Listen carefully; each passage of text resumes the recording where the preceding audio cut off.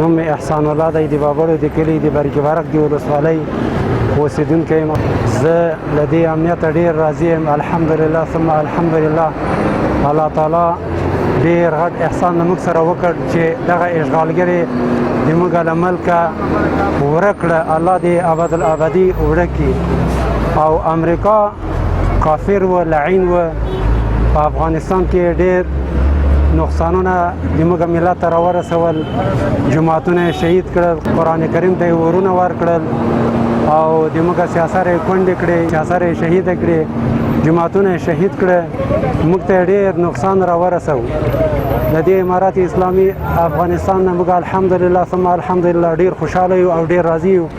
الله تعالی دې ابدالابد موږ ته ژوندي لري او نه هم د سنبلې د افغانستان غیور ملت ته مبارکي وایم چې امریکا الله تعالی تباه او برباد نیست و نابوده کړه. الله دې دایم الوقت نیست و نابوده کړي.